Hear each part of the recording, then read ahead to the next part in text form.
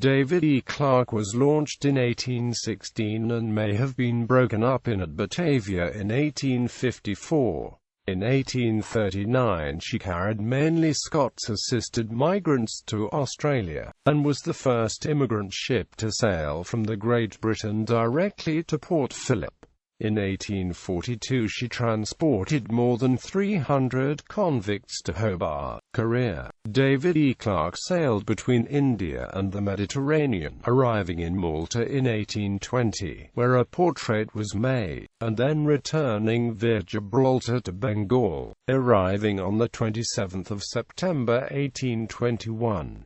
She was involved in the East India Company's military expedition to Burma in 1824 and 1825, and was used in the Arakan campaign as a hospital ship. She continued to trade under the East India Company flag in 1830, and sailed one of the last voyages under license by the East India Company, through Calcutta, Singapore, China, St. Helena, and finally to London between the 19th of August 1833 to the 28th of June 1834.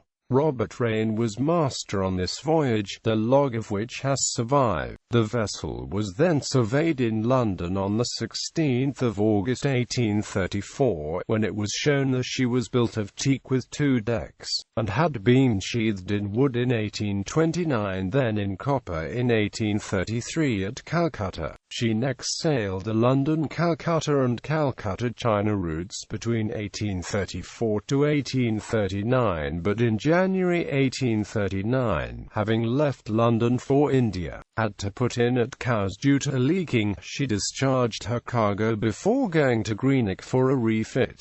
She was under the command of Captain J.B. Mills when she left Greenock on the 15th of June 1839, carrying mainly Scots-assisted immigrants.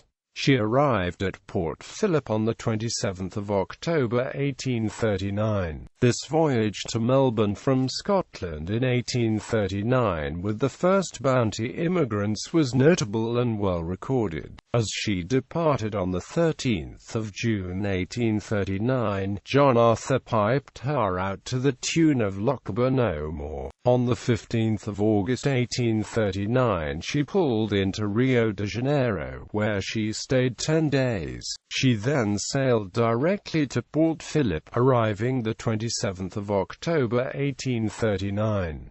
After a stay of about 7 weeks she departed on the 19th of December 1839 for Bombay. Convict transport. In 1841 David Clark transported convicts and troops to Australia. She departed Plymouth on the 7th of June, under the command of William B. Mills, and arrived in Hobart on the 4th of October 1841.